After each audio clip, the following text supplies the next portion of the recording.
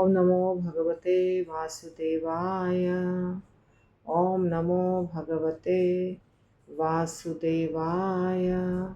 ओम नमो भगवते वासुदेवाय। नारायणं नमस्कृत्य नरं चैव नरोत्तमं देवीं सरस्वतीं व्यासं ततो जयमुदीरयेत्। नष्टप्रायेषु भद्रेषु नित्यं भागवत सेवया भगवतीरुत्तमश्लोके भक्तिर्भवति नैष्ठिकी।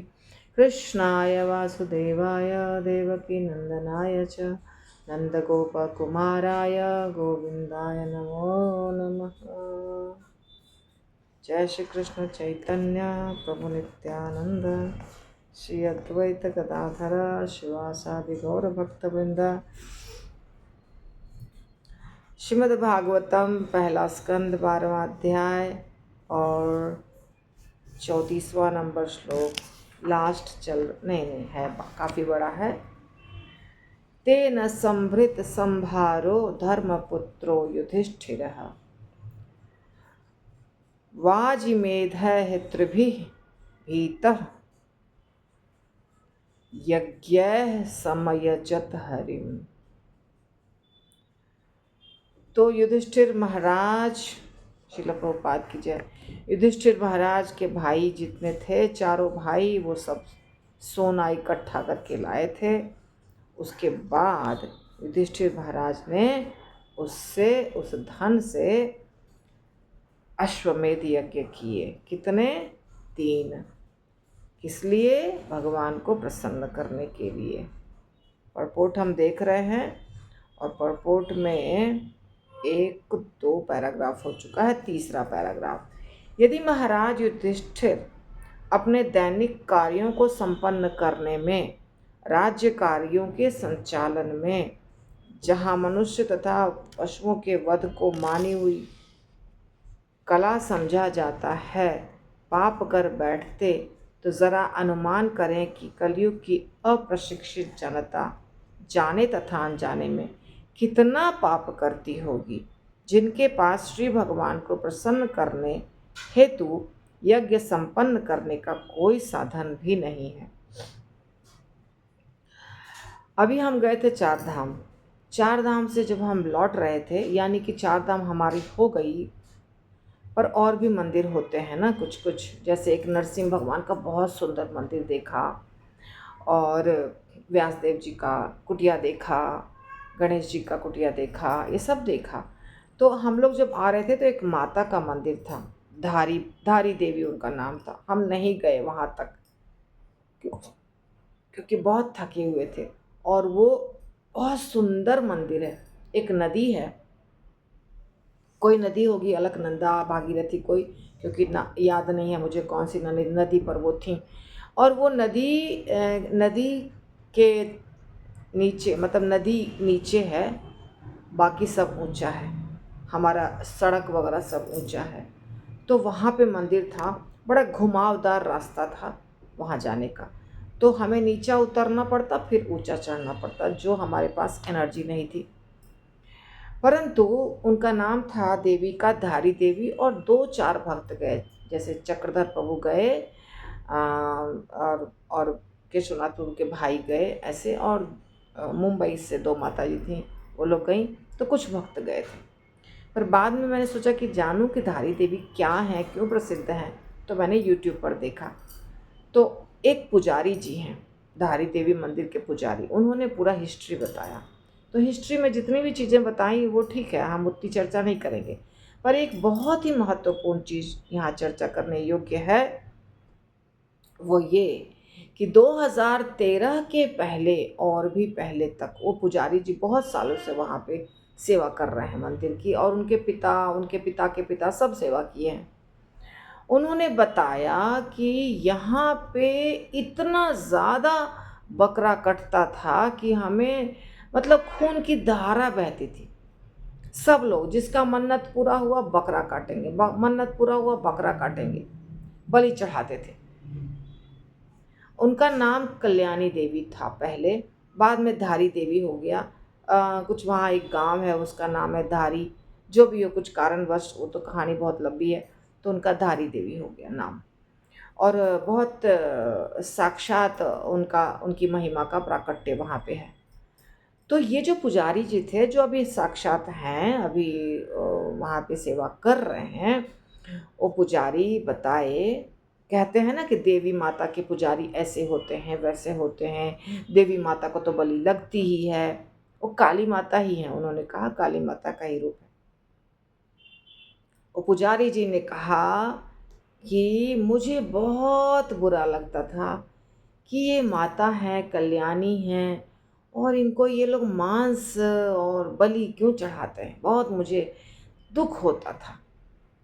फिर जब देवी माता की मैं जब पुजारी बना और स्थापना हुई, बहुत कठिन था, लेकिन मैंने सबको समझाना शुरू किया, एक एक करके हर व्यक्ति को समझाना शुरू किया, हर व्यक्ति को, कि माता को नहीं चढ़ाइए बलि, ठीक बात नहीं है। आपका मन्नत पूरा हुआ है तो आप भोग लगाइए, भंडारा करिए, चावल दाल सब्जी सबको खिलाइए, मिठाई खिलाइए, आप माता के लिए कुछ कुछ सेवा करिए, आप फल चढ़ाइए, दूध दही चढ़ाइए, आप माता को कुछ और गिफ्ट दीजिए, जैसे होता है साड़ी या कुछ कुछ भी। पर ये बलि नहीं, बलि माता नहीं स्वीकार करती हैं, ये गलत बात है और ये अपराध है बहुत बड़ा, आप जीवों को मार रहे हैं। और इतना ज़्यादा जहाँ बलि चढ़ता था 100% बलि बंद हो गया, एक चींटी भी नहीं मरती है वहाँ पे, पूरा बलि बंद करा दिया वो पुजारी जी। मैं तो कोटि कोटि दंडवत प्रणाम कर रही हूँ उस पुजारी को, कि लोग कहते हैं कि नहीं हम बलि क्यों बंद करेंगे, माता को इतने सालों से बलि चढ़ रही है। लेकिन कहते हैं कि वो धारी माता 4 धाम जो उत्तराखंड में है उनकी सुरक्षा करती है।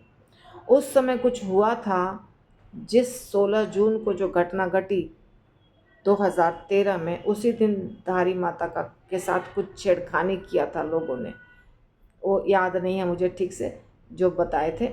तो उसी दिन, जिस दिन ये छेड़खानी हुई थी, कुछ माता का मंदिर को कुछ डिस्टर्ब किया था, उसी दिन केदारनाथ में वो दुर्घटना घटी, उसी दिन, बाद में भी नहीं।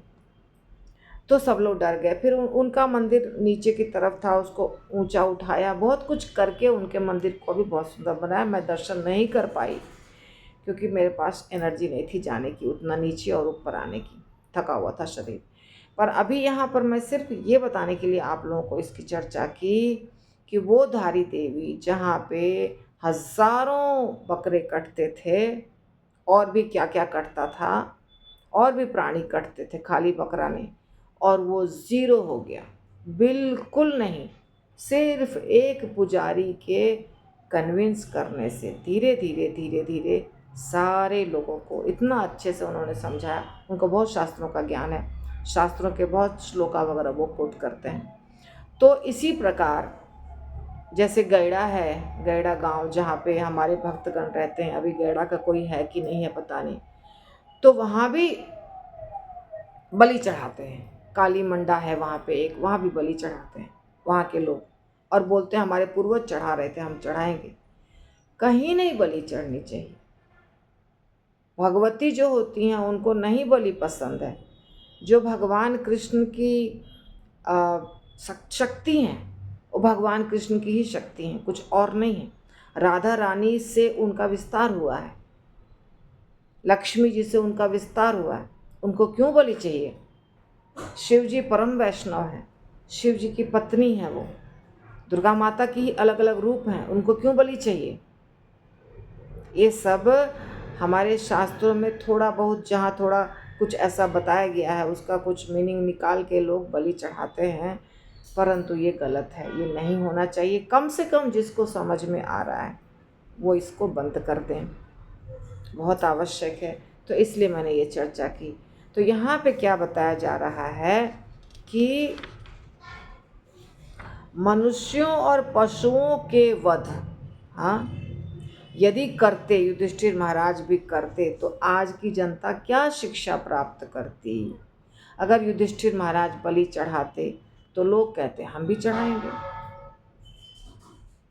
जो बड़े लोग करते हैं छोटे लोग उसको फॉलो करते हैं आंख मूंद के। तो इसीलिए युधिष्ठिर महाराज ने कुछ नहीं किया, यज्ञ किया, उन्होंने बलि नहीं चढ़ाया। अतः श्रीमद् भागवतम का कथन है कि मनुष्य का मुख्य कर्तव्य यह है कि वह अपने वृत्तिपरक कार्यों को संपन्न करके परमेश्वर को प्रसन्न करे। मैंने एक पिक्चर देखा था, पिक्चर का थोड़ा सा पार्ट देखा था, पूरा पिक्चर नहीं, क्योंकि मीराबाई का पिक्चर था। तो मीराबाई जो थी वो तो बहुत माधुर्य रस की भक्त थी। तो वो उनका जन्म हुआ था राजघराने में और विवाह भी हुआ राजघराने में। राजघराने में ही उनका विवाह भी हुआ। राजा की पत्नी थी राणा जी। तो उनको भी बहुत समस्या आई थी क्योंकि वो कृष्ण की भक्त थी और उनके राजघराने में मांस बनता था। पता नहीं सच क्या है, लेकिन मैंने पिक्चर में देखा था कि उनको मांस बनाने के लिए कहा गया था। जिस दिन होता है ना, अनाज को बहू छूती है, किचन में कुछ करती है, तो हम लोग हलवा खीर ये सब बनाते हैं, पर उनके किचन में मांस बनना चाहिए क्योंकि राजा का भोजन है। पर मीराबाई ने नहीं बनाया, बोला नहीं, हमारे किचन में मांस नहीं बनेगा। बहुत विरोध हुआ, बहुत कुछ हुआ, पर राणा जी ने उनके लिए एक मंदिर बनवाया, कृष्ण की मूर्ति की स्थापना की।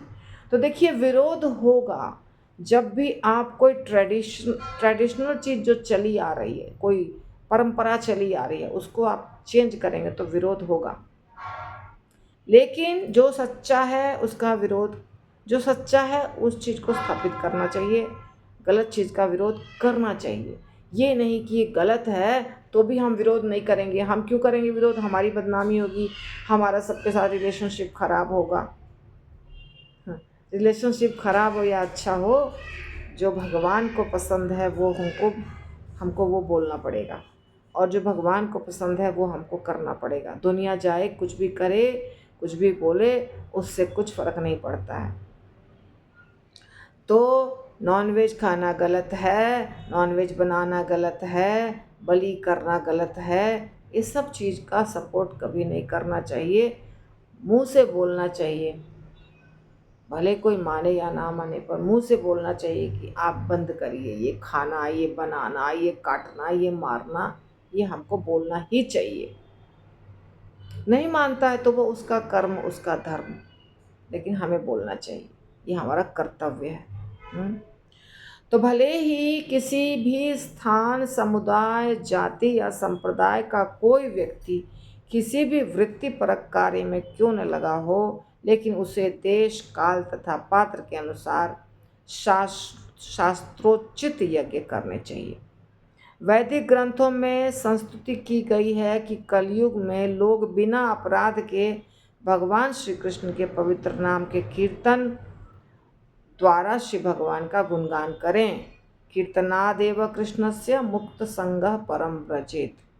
ऐसा करने से मनुष्य सभी पापों से मुक्त हो जाता है और भगवत धाम वापस जाकर जीवन की परम सिद्धि प्राप्त करता है। हम इस ग्रंथ में कई स्थानों पर विशेष रूप से आरंभ में श्री भगवान चैतन्य महाप्रभु की जीवनी प्रस्तुत करते समय बता चुके हैं कि अब भी समाज में शांति तथा संपन्नता के लिए उसी को दोहरा रहे हैं।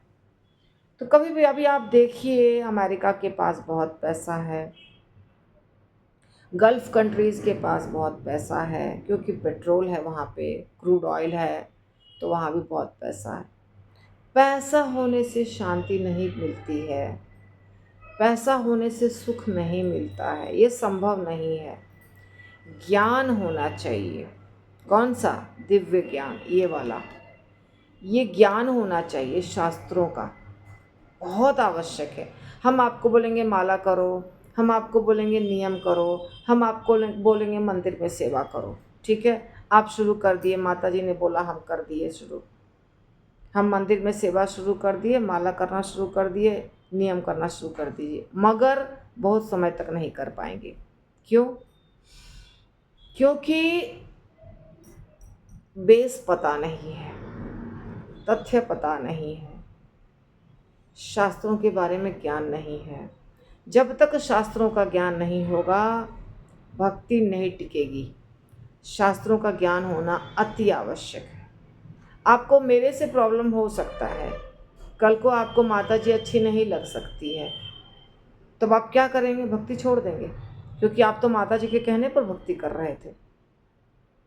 परंतु यदि आप शास्त्र को जानेंगे, तथ्य को जानेंगे, तो माता जी से आप दूर हो सकते हैं, मगर भक्ति से दूर नहीं हो सकते हैं।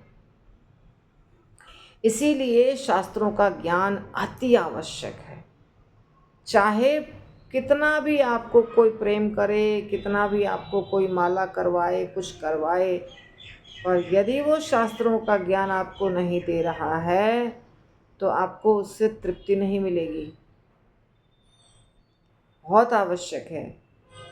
सब कुछ एक साथ होना चाहिए। माला का जप भी होना चाहिए, सेवा भी होनी चाहिए, मंदिर भी जाना चाहिए और शास्त्रों का ज्ञान होना चाहिए।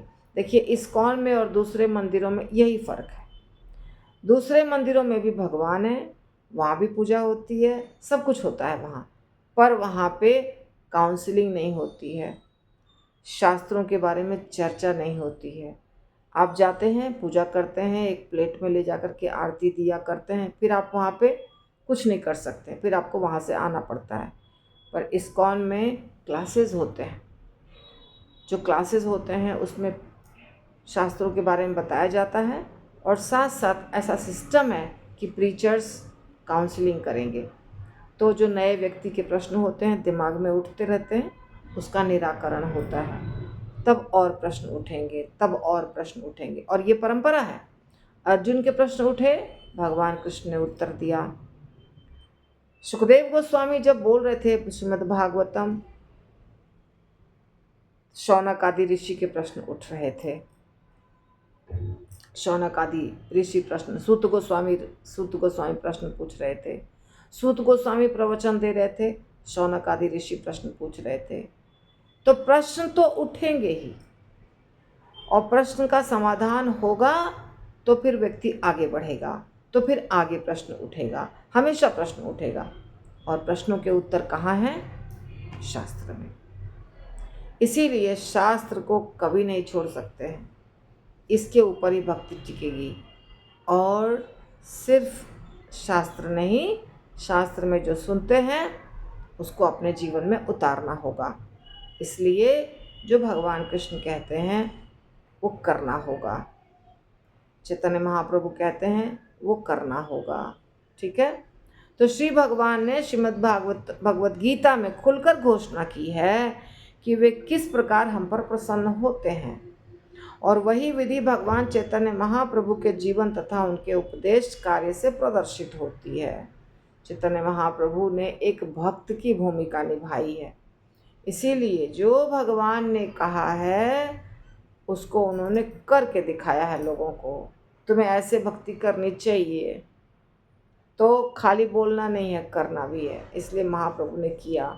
भगवान श्री हरि जो हमें इस भव बंधन एवं संसार के सभी कष्टों से छुटकारा दिलाते हैं, उनको प्रसन्न करने हेतु यज्ञ संपन्न करने की सम्यक विधि है यही कि कलह तथा विरोध के अंधकार में युग में भगवान चैतन्य महाप्रभु के आदेश का मार्ग का पालन किया जाए।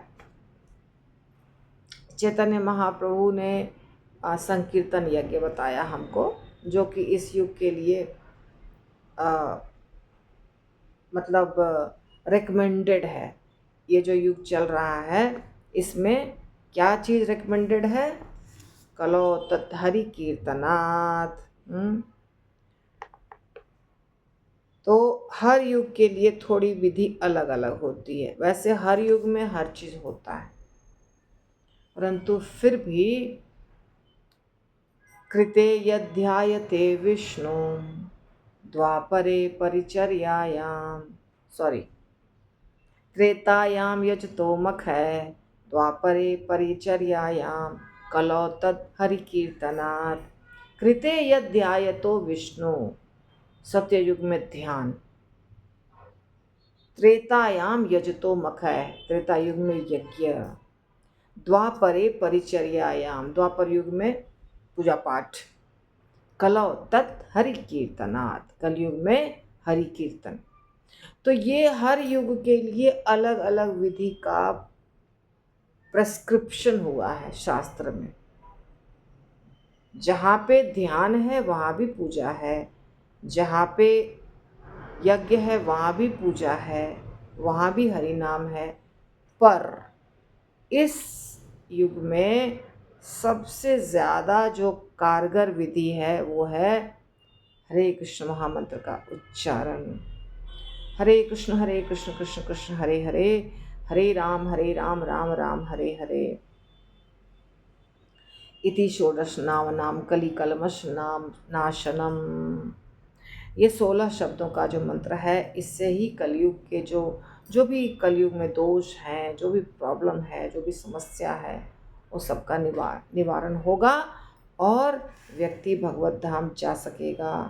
तो इसलिए इस युग के लोगों की उम्र कम है, प्रायेण अल्पायुषः सभ्य कलौ अस्मिन् युगे जराः मंदा सुमंदमतयो मंदभाग्या हि उपद्रुता। तो इस युग के लोगों की उम्र कम है, परेशान हैं, विचलित हैं, झगड़ा है, झंझट है, कलह है, परंतु एक फायदा है, वो ये है कि कीर्तन करने से बहुत ज़्यादा फायदा होगा, भगवत धाम जा सकेंगे। इसलिए कलयुग में छोटी उम्र के लोग, जिसका भाग्य भी इतना अच्छा नहीं है, कैसे यज्ञ करेंगे, कैसे तपस्या करेंगे, कैसे ध्यान करेंगे। सब जगह दूषित वातावरण, दूषित सामग्री, छोटी उम्र, कलह का वातावरण। एक ही चीज़ संभव है, हरि नाम। उसमें कुछ नहीं लगता है, ना दूध, ना दही, ना घी, कुछ नहीं। उसमें ना मंत्र का उच्चारण, एकमात्र हरे कृष्ण महामंत्र बोलना है अच्छे से और सुनना है। तो ग्रंथराज श्रीमद् भागवतम की जय।